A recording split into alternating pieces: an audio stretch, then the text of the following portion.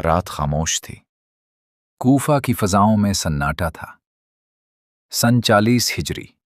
मस्जिद कूफा, सजदे में झुकी हुई पेशानी और एक सहरालूद वार। एक आवाज आई, फुस्तु व रब्बिल काबा, रब्बे काबा की कसम, मैं कामयाब हो गया। ये जिक्र है शेर खुदा, दामाद रसूल सल्लल्लाहु अलैहि वसल्लम और चौथे खलीफा राशिद हज़रत अली करमुल्लाह वजह की वीडियो। हम आपको हज़रत अली करमुल्लाह वजहुल करीम की शहादत का मुकम्मल वाक़या सुनाएंगे, लिहाजा आपसे गुजारिश है कि वीडियो को आखिर तक ज़रूर देखिए। नाजरीन, 9 सफ़रुल मुज़फ़्फ़र 38 हिजरी में वक़ू पज़ीर होने वाली जंग नहरवान के बाद सूरत हाल यकसर बदल चुकी थी। इसलिए हम आपको हज़रत अली करमुल्लाह वजहुल करीम की शहादत का मुकम्मल वाक़या सुनाएंगे, लिहाजा आपसे गुजारिश है कि वीडियो को आखिर तक ज़रूर देखिए। नाजरीन, 9 सफ़रुल मुज़फ़्फ़र 38 हिजरी में वक़ू पज़ीर होने वाली जंग नहरवान के बाद सूरत हाल यकसर बदल चुकी थी। इस मार्के में अमीरुल मोमिनीन हज़रत सैयदना अलीउल मुर्तज़ा करमुल्लाह वजहुल करीम ने ख़वारिज को सख्त शिकस्त से दोचार किया, जिसके नतीजे में उनकी सफ़ें बिखर गईं और वो मुख्तलिफ टोलियों में तक़सीम हो गए। नहरवान की रुसवाई ने उनके अफ़कार और एहसासात पर गहरा डाला। हर नया दिन उनके दिलों में अफसोस और बेचैनी को बढ़ाता जा रहा था। बिलाखिर एक मुतशद्दिद गुरोह ने अमीरुल मोमिनीन हज़रत अली रज़ी अल्लाह ताला अन्हु के कत्ल का इरादा मुस्तहकम कर लिया। उनका दावा था कि नहरवा में मारे जाने वाले साथियों का बदला लेना लाजिम है। चुनाचे जिन ख़वारिज को मैदान नहरवान से फ़िरार का मौका मिला था, उन्होंने एक खौफनाक साजिश तरतीब दी। निशानों में अमीरुल मोमिनीन हज़रत अलीउल मुर्तज़ा रज़ी अल्लाह ताला अन्हु, हज़रत अमीर मुआविया रज़ी अल्लाह ताला अन्हु और हज़रत अम्र बिन उलास रज़ी अल्लाह ताला अन्हु शामिल थे। इस मंसूबे की क़ियादत अब्दुर्रहमान बिन मुलजिम के पास थी। उसके साथ बुरक बिन अब्दुल्ला और उमरू बिन बकरुत तमीमी भी शामिल थे। ये अफराद एक मकाम पर जमा हुए, हुक्मरानों के तर्ज़ हुकूमत पर नुक्ताचीनी की, फिर नहरवान के मारे जाने वालों का तज़किरा किया, उनके लिए दुआए रहमत की और बाहम कहने लगे, उनके बाद हमारी जिंदगी की क्या वक़ात। वो लोग खालिस तौहीद की दावत देते, हक बात कहने में किसी मलामत गर से न घबराते थे। अगर हम अपनी जानें कुर्बान करके उनके मुखालिफ पेशवाओं को ख़त्म कर दें और लोगों को उनसे नजात दिला दें, तो शायद यही हमारे लिए बेहतर हो। यूं हम अपने मारे गए साथियों का बदला भी ले लेंगे। नाज़रीन, इस सिलसिला अहदास में अब्दुर्रहमान बिन मुलजिम ने आगे बढ़कर कहा कि अमीरुल मोमिनीन हज़रत सैयदना अलीउल मुर्तज़ा कर्रमल्लाह वजहुल करीम के मामले में वो खुद पेशकदमी करेगा। बरक बिन अब्दुल्ला ने दावा किया कि वो हज़रत अमीर मुआविया रज़ी अल्लाह ताला अन्हु को निशाना बनाएगा, जबकि उमर बिन बकर ने कहा कि वो हज़रत उमर बिन अल आस रज़ी अल्लाह ताला अन्हु के खिलाफ कार्रवाई करेगा। यूं उन तीनों ने बाहम अहद किया कि हर शख्स अपने मकसद को ख़त्म करेगा या खुद जान दे देगा। फिर उन्होंने अपनी तलवारें तैयार की और 17 रमज़ानुल मुबारक को हर एक अपने मुअय्यन मकाम की जानिब रवाना हो गया। अब्दुर्रहमान बिन मुलजिम कबीले किंदा से निस्बत रखता था और मिस्र से आया था। वो कूफा पहुंचा ताकि अमीरुल मोमिनीन हज़रत अलीउल मुर्तज़ा कर्रमल्लाह वजहुल करीम पर हमला कर सके। कूफा में उसने उन लोगों से रद्द बढ़ाना शुरू किया जो नहरवान से बच निकले थे, मगर अपने इरादे को पोशीदा रखा। एक रोज़ उसकी मुलाकात शबीब बिन शजरा से हुई। उसे वो मुनासिब साथी महसूस हुआ। जब उसने अपना मंसूबा जाहिर किया तो शबीब ने सख्त नापसंदीदगी का इजहार किया, लेकिन लालच और तहरीक के जरिए अब्दुर्रहमान ने उसे आमादा कर लिया। इसी दौरान उसकी नज़र बनु तमीम की एक जवान खातून कुताम बिन्त शजरा पर पड़ी। वो उसके हुस्न से मुतासिर होकर मबहूत रह गया। कुताम के वालिद और भाई नहरवान में मारे जा चुके थे। अब्दुर्रहमान अपने असल मकसद से गाफिल सा हो गया। कुताम ने उसे पहचान कर बुलवाया। जब उसने निकाह की पेशकश की तो उसने कहा, मैं उस वक्त तक आमादा नहीं जब तक मेरे दिल का इत्मीनान हासिल ना हो। उसने पूछा, ये इत्मीनान कैसे होगा? जवाब मिला, 3000 दीनार, एक खादिम, एक गाने वाली लौंडी और हज़रत सैयदना अलीउल मुर्तज़ा रज़ी अल्लाह ताला अन्हु का कत्ल। अब्दुर्रहमान ने कहा, उनके कत्ल का इरादा तो पहले ही से है, باقی اشیاء تمہارا مہر ہوں گی؟ قطام نے کہا، اگر تم نے یہ کام کر دکھایا تو ہمارے لیے باعث تسکین ہوگا، اور اگر تم کامیاب ہوئے تو بظاہر دنیا سے بڑھ کر اجر پاؤ گے۔ عبد الرحمن نے جواب دیا، میرا یہاں آنا ہی اسی لیے ہے، تمہاری خواہش پوری ہوگی۔ اس نے کہا کہ کسی قابل اعتماد شخص کو شامل کیا جائے۔ چنانچہ قطام نے اپنی قوم سے وردان نامی فرد کو بلوایا اور اسے بھی راضی کر لیا۔ بعد ازاں عبد الرحمن دوبارہ شبیب بن شجرہ کے پاس گیا اور کہا، میں مسجد میں گھات لگا کر بیٹھوں گا، جوں ہی امیر المؤمنین فجر کے لیے آئیں گے حملہ کر دوں گا۔ اگر بچ نکلے تو بدلہ ہوگا، اور اگر مارے گئے تو آخرت کا اجر دنیا سے بہتر ہے۔ شبیب نے کہا، اللہ تمہیں ہدایت دے، اگر کوئی اور ہوتا تو شاید میں سوچ لیتا، مگر حضرت امام علی علیہ السلام کی ذات کے بارے میں میرا دل آمادہ نہیں۔ انہوں نے اسلام کے لیے بے پناہ قربانیاں دیں، سبقت فی الاسلام کا مقام رکھتے ہیں، میں اس اقدام پر راضی نہیں۔ ناظرین، عبد الرحمن بن ملجم نے شبیب سے کہا، کیا تمہیں علم نہیں کہ نہروان میں ان کے حکم سے ہمارے ساتھی مارے گئے؟ شبیب نے جواب دیا، کیوں نہیں، مجھے معلوم ہے۔ عبد الرحمن نے اکسایا، تو آؤ اپنے بھائیوں کے بدلے میں انہیں قتل کر ڈالیں۔ چند جملوں کی بحث کے بعد شبیب آمادہ ہو گیا۔ دونوں قطام بن شجرہ کے پاس پہنچے۔ وہ اس وقت مسجد میں اعتکاف میں تھی۔ انہوں نے کہا کہ وہ حضرت امام علی علیہ السلام پر حملہ کرنے کے لیے تیار ہیں۔ قطام نے کہا، جب ارادہ پختہ کر لو تو روانگی سے پہلے مجھ سے ملنا۔ سن 40 ہجری کے ایک جمعہ کی صبح جب امیر المومنین حضرت علی رضی اللہ تعالی عنہ مسجد کی جانب آئے، اس سے قبل کی رات عبد الرحمن قطام کے پاس پہنچا۔ اس نے ریشمی کپڑا منگوایا، ان کی دستار بندی کی۔ عبد الرحمن اور شبیب نے تلواریں سنبھالیں، اسی اثناء میں وردان بھی آ ملا۔ تینوں اس دروازے کے مقابل بیٹھ گئے جہاں سے حضرت سیدنا علی المرتضیٰ کرم اللہ وجہہ الکریم تشریف لاتے تھے۔ جوں ہی آپ فجر کے لیے داخل ہوئے، شبیب نے پہلا وار کیا، مگر تلوار دروازے کے پٹ پر جا لگی۔ فوراً عبد الرحمن نے سر مبارک پر ضرب لگائی۔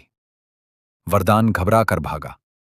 راستے میں قریبی شخص نے اس کے ہاتھ میں ریشم اور تلوار دیکھی، سبب پوچھا۔ حقیقت معلوم ہوتے ہی اس نے اسے مار ڈالا۔ شبیب تاریکی کا فائدہ اٹھا کر قبیلے کندا کی سمت نکل گیا۔ شور برپا ہوا۔ ایک شخص اویمر نے اس کا پیچھا کیا، تلوار چھینی اور حملہ کیا، مگر ساتھیوں کے آ جانے پر اسے چھوڑنا پڑا اور شبیب بھیڑ سے دور نکل گیا۔ عبد الرحمن مسجد ہی میں گرفتار ہوا۔ ہمدان کے ایک آدمی جن کی کنیت ابو دما تھی نے اس کی تلوار پکڑی اور ٹانگ پر وار کیا۔ زخمی ہو کر وہ گر پڑا۔ ادھر امیر المؤمنین پیچھے ہٹے اور اپنے بھانجے حضرت ام ہانی رضی اللہ تعالی عنہ کے بیٹے حضرت جودہ رضی اللہ تعالی عنہ کو نماز پڑھانے کا حکم دیا۔ آفتاب طلوع ہو چکا تھا۔ لوگ آپ کو زخمی حالت میں گھر لے گئے۔ آپ نے فرمایا، اس شخص کو میرے پاس لاؤ۔ عبد الرحمن پیش کیا گیا تو آپ نے ارشاد فرمایا، اے اللہ کے دشمن، کیا میں نے تیرے ساتھ حسن سلوک نہ کیا تھا؟ تجھے کس چیز نے میرے قتل پر آمادہ کیا؟ اس نے کہا، میں نے اس تلوار کو 40 روز تک تیز کیا اور دعا کی کہ اس سے وہ مارا جائے جو خلق خدا کے لیے شر کا باعث ہو۔ امیر المؤمنین نے فرمایا، میرا گمان ہے تو اسی تلوار سے مارا جائے گا، اور بدترین تو ہی ہے۔ پھر حضرت سیدنا علی المرتضیٰ کرم اللہ وجہ الکریم نے حاضرین، خصوصاً اپنے فرزند حضرت سیدنا امام حسن رضی اللہ تعالیٰ عنہ کو مخاطب کرتے ہوئے فرمایا، اگر میں زندہ نہ رہ سکا تو اسے قصاص کے طور پر اسی تلوار کے ایک ہی وار سے قتل کر دینا۔ حضرت محمد بن حنفیہ رضی اللہ تعالیٰ عنہ آنکھوں دیکھا حال بیان کرتے ہیں، اس رات جب کوفہ کی بڑی مسجد میں حملہ ہوا، میں ان لوگوں کے ساتھ نماز میں مشغول تھا جو دروازے کے قریب قیام، رکوع اور سجود کی حالتوں میں تھے۔ اسی دوران امیر المومنین فجر کے لیے گھر سے نکلے اور معمول کے مطابق ندا دے رہے تھے، اے لوگو، نماز کی طرف آؤ۔ جون ہی آپ دروازے کے قریب پہنچے، ایک چمک سی دکھائی دی، پھر آواز آئی، اے علی، حکم صرف اللہ کا ہے، نہ تیرا نہ تیرے ساتھیوں کا۔ تلوار لہرائی گئی۔ پھر میں نے آپ کو فرماتے سنا، اسے جانے نہ دو۔ لوگ ہر طرف سے لپکے اور اسے پکڑ کر پیش کیا گیا۔ آپ نے فرمایا، جان کے بدلے جان، اگر میں وفات پا جاؤں تو اسے ویسے ہی قتل کیا جائے جیسے اس نے مجھ پر وار کیا، اور اگر میں بچ گیا تو میں خود فیصلہ کروں گا۔ ادھر لوگ گھبرا کر حضرت سیدنا امام حسن رضی اللہ تعالیٰ عنہ کے پاس آئے۔ حضرت ام کلثوم بنت علی رضی اللہ تعالیٰ عنہ اشک بار تھیں اور کہہ رہی تھیں، اے اللہ کے دشمن، اللہ تجھے رسوا کرے۔ وہ بولا، کیوں روتی ہو؟ میں نے یہ تلوار 1000 درہم میں خریدی اور 1000 درہم خرچ کر کے زہر آلود کی۔ یہ وار پورے شہر پر ہوتا تو کوئی نہ بچتا۔ حضرت عبداللہ بن مالک رضی اللہ تعالیٰ عنہ سے مروی ہے کہ اس دن کئی طبیب جمع ہوئے۔ ان میں اسیر بن عمر السکونی نے بکری کا تازہ پھیپھڑا لے کر ایک رگ نکالی اور زخم کی جگہ داخل کی، پھر پھونک مار کر نکالا تو اس میں دماغ کی سفیدی نظر آئی۔ طبیب نے کہا کہ زخم گہرا ہے اور بچنا مشکل ہے۔ حضرت جندب بن عبداللہ نے عرض کیا، اے امیر المومنین، اگر خدا نخواستہ آپ وفات پا جائیں تو کیا ہم حضرت امام حسن کی بیعت کر لیں؟ آپ نے فرمایا، نہ میں حکم دیتا ہوں نہ منع کرتا ہوں، تم خود بہتر سمجھتے ہو۔ پھر آپ نے حضرت امام حسن اور حضرت امام حسین رضی اللہ تعالیٰ عنہما کو بلایا اور وصیت فرمائی، تقوی اختیار کرنا، دنیا کے طالب نہ بننا، چاہے وہ تمہیں چاہے، جو نہ ملے اس کا غم نہ کرنا، حق پر قائم رہنا، یتیموں پر رحم، بے بسوں کی مدد، آخرت کے لیے عمل، ظالم کا مقابلہ اور مظلوم کی نصرت، کتاب اللہ پر عمل اور ملامت گر کی ملامت سے بے خوف رہنا۔ پھر حضرت محمد بن حنفیہ کی طرف متوجہ ہو کر فرمایا، کیا تم نے اپنے بھائیوں کو کی گئی وصیت یاد کر لی؟ عرض کیا، جی ہاں۔ فرمایا، میں تمہیں بھی انہی باتوں کی نصیحت کرتا ہوں اور اپنے دونوں بھائیوں کی تعظیم و تکریم کی تاکید کرتا ہوں۔ ان کا تم پر بڑا حق ہے، ان کی اطاعت کرنا۔ پھر حضرت امام حسن اور حضرت امام حسین سے فرمایا، اپنے اس بھائی کے ساتھ حسن سلوک کرنا، یہ تمہارے والد کا بیٹا ہے اور تم جانتے ہو کہ میں اس سے محبت کرتا ہوں۔ پھر حضرت امام حسن رضی اللہ تعالیٰ عنہ کو مخاطب کر کے فرمایا، میرے بیٹے، تقوی اختیار کرنا، وقت پر نماز قائم کرنا، بروقت زکوٰۃ ادا کرنا، احسن طریقے سے وضو کرنا کہ طہارت کے بغیر نماز نہیں اور مانے زکوٰۃ کی نماز قبول نہیں، دوسروں کی خطا معاف کرنا، غصہ پی جانا، صلہ رحمی کرنا، جہالت پر بردباری، معاملات میں ثبات، تلاوت قرآن میں پابندی، پڑوسیوں سے حسن سلوک، نیکی کا حکم اور برائی سے روکنا اور فحش سے دور رہو۔ ناظرین، بعض روایات میں آتا ہے کہ 17 رمضان المبارک کو امیر المؤمنین حضرت سیدنا علی المرتضیٰ کرم اللہ وجہ الکریم نے خواب میں حضور نبی اکرم صلی اللہ علیہ وآلہ وسلم کی زیارت کی۔ آپ نے یہ خواب اپنے فرزند حضرت سیدنا امام حسن رضی اللہ تعالیٰ عنہ سے بیان کرتے ہوئے فرمایا کہ میں نے بارگاہ رسالت میں عرض کیا، یا رسول اللہ، آپ کی امت نے میرے ساتھ سختی کی اور مجھے ناحق ایذا دی۔ اس پر حضور نبی اکرم صلی اللہ علیہ وآلہ وسلم نے ارشاد فرمایا، اے علی، اللہ سے دعا کرو۔ چنانچہ آپ نے دعا کی، اے اللہ، مجھے ان لوگوں سے بہتر جماعت میں پہنچا دے اور ان پر میرے بجائے ایسا شخص مسلط کر دے جو مجھ سے بدتر ہو۔ اپنے اہل خانہ کو وصیت فرمانے کے بعد آپ نے کلمہ طیبہ پڑھا اور اپنی جان خالق حقیقی کے سپرد کر دی۔ آپ کا وصال 21 رمضان المبارک کو ہوا۔ آپ نے اپنے قاتل عبد الرحمن بن ملجم کے بارے میں ہدایت فرمائی، اسے قید رکھو، اگر میں وفات پا جاؤں تو قصاص میں ایک ہی وار سے قتل کرنا، اور اگر میں زندہ رہوں تو صرف زخموں کا بدلہ ہوگا۔ ایک روایت میں ہے کہ فرمایا، اسے کھانا پینا دو اور قید میں حسن سلوک کرو، اگر میں شفایاب ہوا تو اپنے خون کا ولی میں خود ہوں، چاہوں تو معاف کروں گا اور چاہوں تو بدلہ لوں گا۔ نیز تاکید فرمائی، زیادتی ہرگز نہ کرنا، بے شک اللہ ذاتی کرنے والوں کو پسند نہیں کرتا۔ آپ نے حضرت امام حسن علیہ السلام کو مصلح کرنے سے سختی سے منع کیا اور فرمایا، اے بنی عبد المطلب، خون ریزی میں آگے نہ بڑھنا، ایسا نہ ہو کہ امیر المؤمنین کو قتل کیا گیا کہتے کہتے حد سے بڑھ جاؤ۔ اے حسن، اگر میں وفات پا جاؤں تو صرف اتنی ہی ضرب لگانا جتنی اس نے لگائی، مصلح نہ کرنا۔ میں نے رسول اللہ صلی اللہ علیہ وآلہ وسلم سے سنا ہے کہ مصلح سے بچو، خواہ پاگل کتے ہی کا معاملہ کیوں نہ ہو۔ بعض مورخین کے بیان کے مطابق عبد الرحمن بن ملجم خارجی فتنہ پرداز تھا، فتح مصر میں شریک رہا، قرآن اور فقہ کی تعلیم پائی اور بنو تزول سے تعلق رکھتا تھا۔ پہلے عبادت گزاروں میں شمار ہوتا تھا، مگر انجام کار گمراہی میں جا پڑا۔ خوارج کی نظر میں وہ بڑی فضیلت والا سمجھا جاتا تھا، لیکن امیر المومنین پر وار کے سبب دنیا و آخرت میں بدبخت ٹھہرا۔ اسی رات اس کا ساتھی برق بن عبداللہ حضرت امیر معاویہ رضی اللہ تعالیٰ عنہ کی گھات میں تھا۔ جب وہ فجر کے لیے نکلے تو اس نے وار کیا جو سرین پر لگا۔ گرفتار ہونے پر بولا، میرے پاس ایک خبر ہے جو آپ کے لیے خوشی کی ہے، اگر بتاؤں تو کیا میرے حق میں نفع بخش ہوگی؟ دریافت کیا گیا، کون سی خبر؟ اس نے کہا، میرے ساتھی نے اسی رات حضرت سیدنا علی المرتضیٰ رضی اللہ تعالی عنہ پر حملہ کر دیا ہے۔ ناظرین، حضرت امیر معاویہ رضی اللہ تعالی عنہ نے حیرت سے کہا، یہ کیسے ممکن ہے؟ حضرت سیدنا علی المرتضیٰ رضی اللہ تعالی عنہ تو بغیر محافظ کے نکلتے تھے۔ پھر برق بن عبداللہ کے قتل کا حکم دیا گیا اور وہ ہلاک کر دیا گیا۔ اس کے بعد ایک طبیب سائیدی کو بلایا گیا۔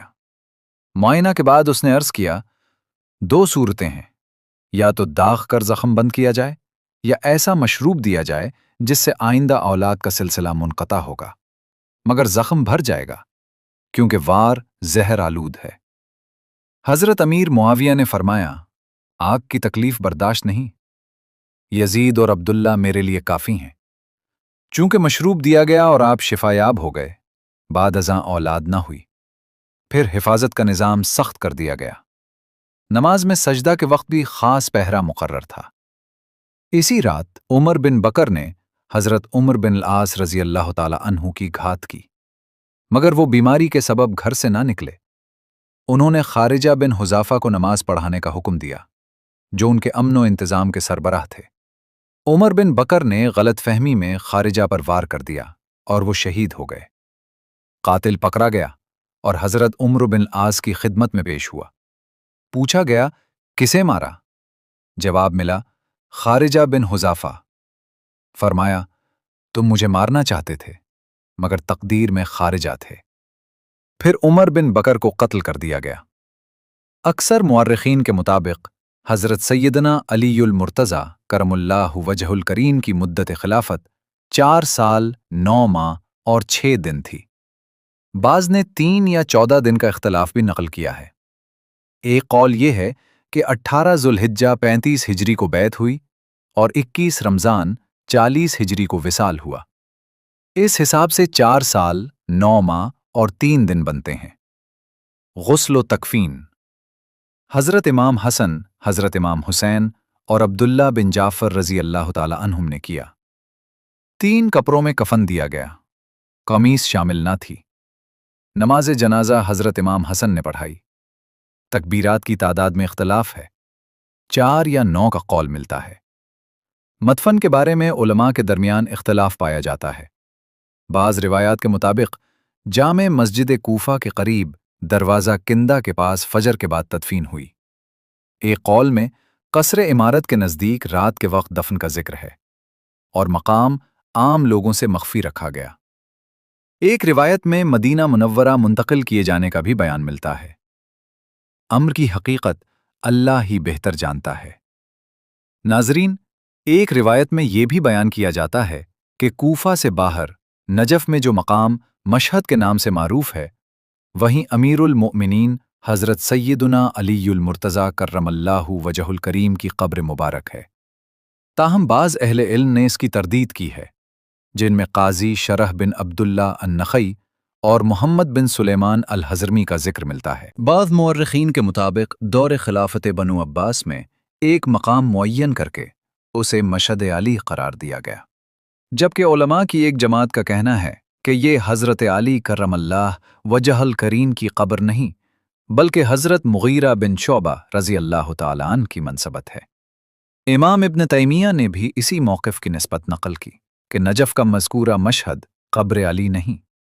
یہ بھی کہا جاتا ہے کہ اہل بیت، شیعہ اور دیگر مسلمانوں نے طویل مدت تک اسے قبر علی کے طور پر معروف نہیں کیا۔ بعد کے ادوار خصوصاً بنی بویہ کے زمانے میں اس نسبت کا ظہور ہوا۔ عمر مبارک کے بارے میں اختلاف ہے، بعض نے 59 سال، بعض نے 65 سال، جبکہ ایک قول 63 سال بیان کرتا ہے اور آخری قول کو راجح سمجھا جاتا ہے۔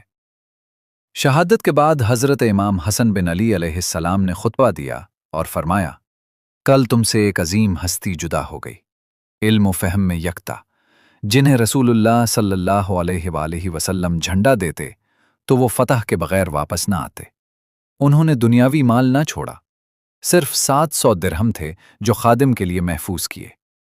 ایک مجلس میں حضرت سعد بن ابی وقاص رضی اللہ تعالیٰ عنہ نے فرمایا، ان کے 4 مناقب مشہور ہیں، کاش ان میں سے ایک ہی مجھے مل جاتا۔ پھر حدیث رایت اور یہ ارشاد نبوی نقل کیا، انت منی بمنزلت ہارون من موسیٰ، اور من کنت مولاہ فعلی مولاہ۔ ایک راوی سعد بن عبیدہ بیان کرتے ہیں کہ ایک شخص حضرت عبداللہ بن عمر رضی اللہ تعالیٰ عنہما کے پاس آیا۔ پہلے حضرت عثمان غنی رضی اللہ تعالیٰ عنہ کے فضائل پوچھے تو آپ نے بیان فرمائے، پھر حضرت علی علیہ السلام کے اوصاف پوچھے تو وہ بھی ذکر کیے، اور ناگواری ظاہر کرنے والے سے فرمایا کہ تعصب چھوڑو اور یہاں سے چلے جاؤ۔ جب شہادت کی خبر حضرت امیر معاویہ رضی اللہ تعالیٰ عنہ کو پہنچی تو وہ آپ دیدہ ہو گئے۔ ان سے کہا گیا کہ آپ تو ان کے خلاف برسر پیکار رہے، تو فرمایا، تم نہیں جانتی کہ لوگ کتنے بڑے صاحب علم و فقہ سے محروم ہو گئے۔ ایک موقع پر انہوں نے زرار سدائی سے کہا، حضرت علی کے اوصاف بیان کرو۔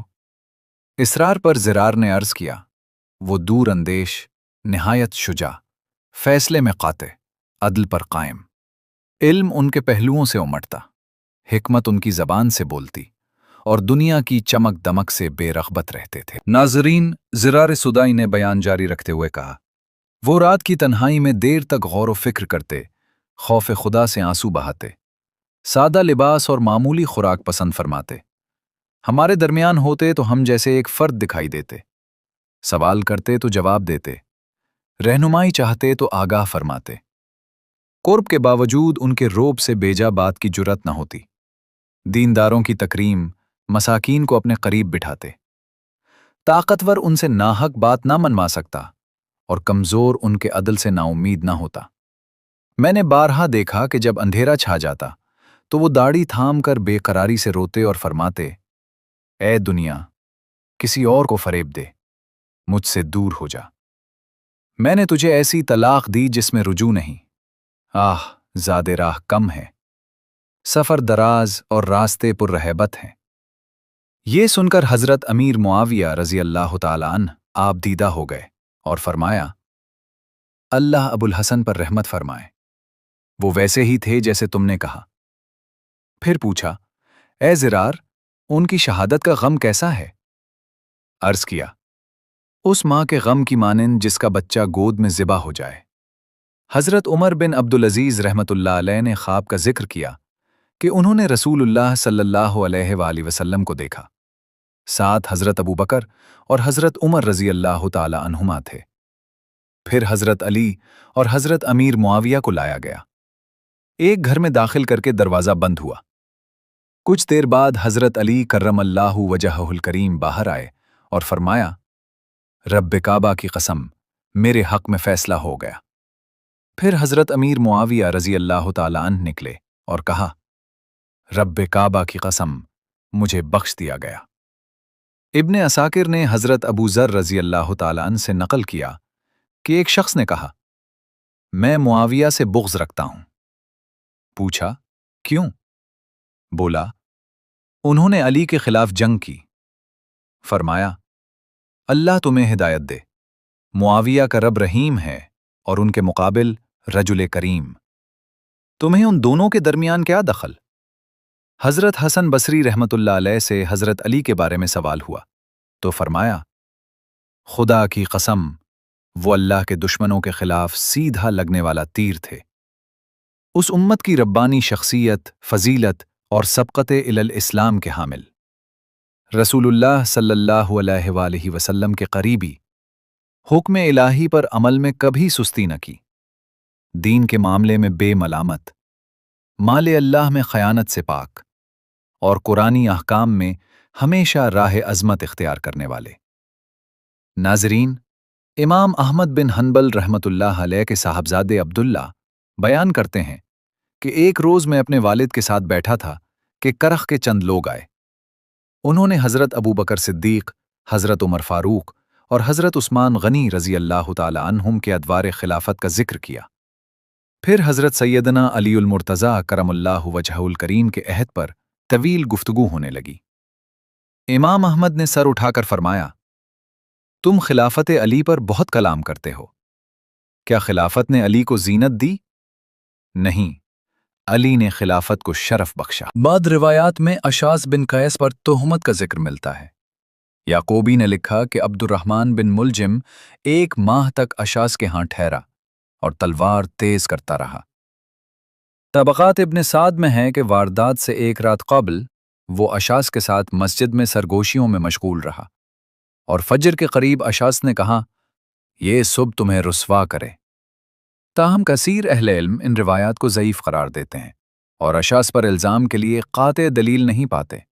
وہ عہد خلافت میں مخلص ساتھی سمجھے جاتے تھے، اہل شام کے خلاف پیش رہے، خوارج کے فتنہ انگیز نظریات سے بیزار ہوئے، اہل بیت سے تعلق مضبوط رکھا، اپنی بیٹی کا نکاح حضرت امام حسن بن علی رضی اللہ تعالی عنہ سے کیا اور ان کی وفات کے 40 روز بعد حضرت امام حسین بن علی رضی اللہ تعالی عنہ نے نماز جنازہ پڑھائی۔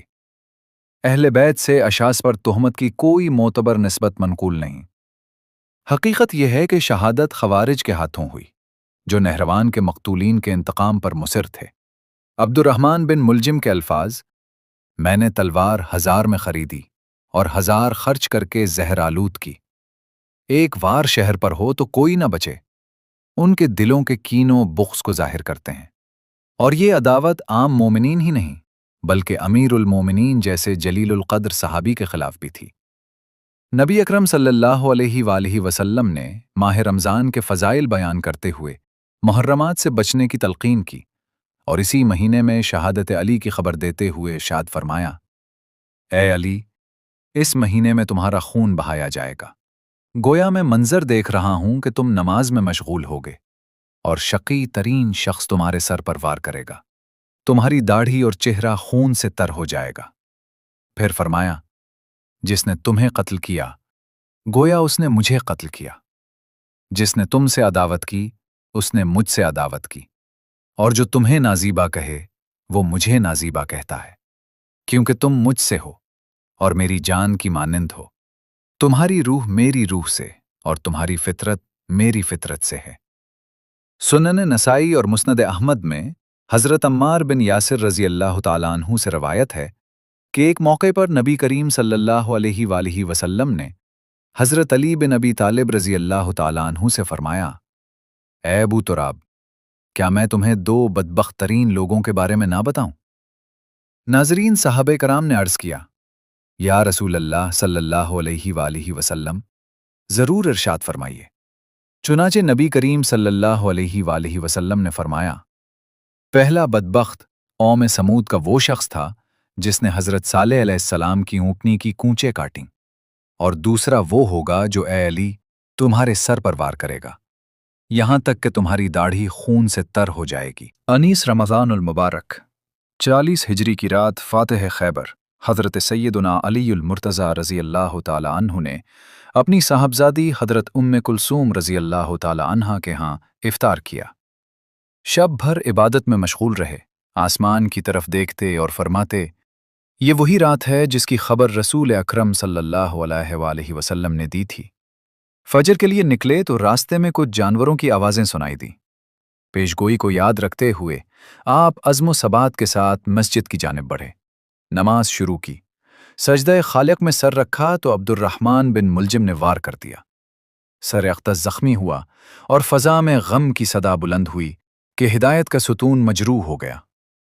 शहादत के वक्त आपकी वसीयत तारीख़ तबरी में यूं मनकूल है, मैं गवाही देता हूं कि अल्लाह के सिवा कोई माबूद नहीं, वो यकता है। मुहम्मद सल्लल्लाहु अलैहि वसल्लम उसके बंदे और रसूल हैं। मेरी नमाज, मेरी कुर्बानी, मेरी जिंदगी और मेरी मौत सब अल्लाह रब्बुल आलमीन के लिए है।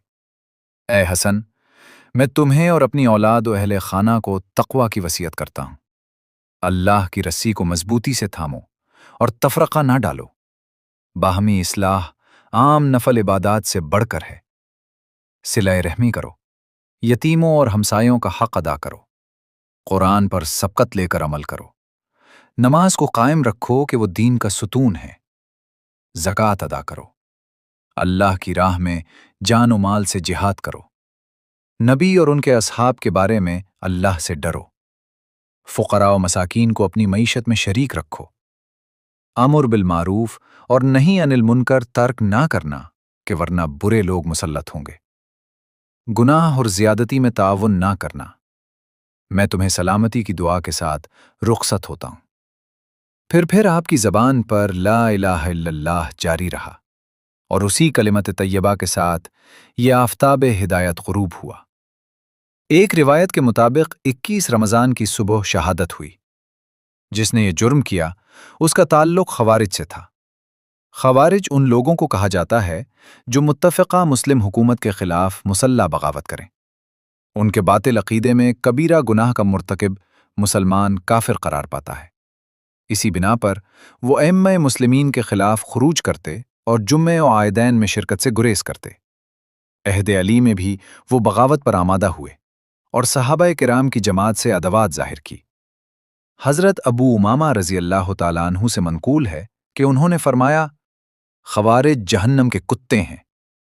ये कलिमात 3 बार इरशाद किए और बताया कि आसमान के नीचे बदतरीन लोग हैं। खुशनसीब वो जो उनके शर से महफूज रहे और जो उनके हाथों शहीद हुए। फिर वो उनकी गुमराही पर आप दीदा हुए और कहा कि वो मुसलमान थे मगर अपनी रविश से गुमराह हो गए, और फरमाया कि मैंने ये बात रसूलुल्लाह सल्लल्लाहु अलैहि वसल्लम से सुनी है, अगर सच ना हो तो मेरे कान बहरे हों। नाज़रीन, ये था वो दर्दनाक बाब जिसमें शजात, इल्म, अदल और ज़ुहद का पैकर अमीरुल मोमिनीन हज़रत सैयदुना अलीउल मुर्तज़ा करमल्लाहु वजहहुल करीम अपने खालिक़ हक़ीक़ी से जा मिले। उनकी हयात तय्यबा हमें तक़वा, सबात, हुस्न अखलाक, इल्म दोस्ती और हक़ पर डटे रहने का दर्स देती है। उनकी वसीयत के अल्फाज आज भी हमें इत्तेहाद, सिले रहमी, अमर बिल मारूफ और नहीं अनिल मुनकर की याद दहानी कराते हैं। अल्लाह ताला हमें अहले बैत अतहार से सच्ची मोहब्बत और उनके नक्श कदम पर चलने की तौफीक अता फरमाए। आमीन। अगर आपको ये बयान पसंद आया हो तो वीडियो को लाइक कीजिए, अपने दोस्तों के साथ शेयर कीजिए और हमारे चैनल को सब्सक्राइब करना हरगिज़ न भूलिए, ताकि ऐसे ही मुस्तनद और दिलनशीन तारीख़ी वाक़यात आप तक बाकायदगी से पहुँचते रहें। अल्लाह हाफ़िज़।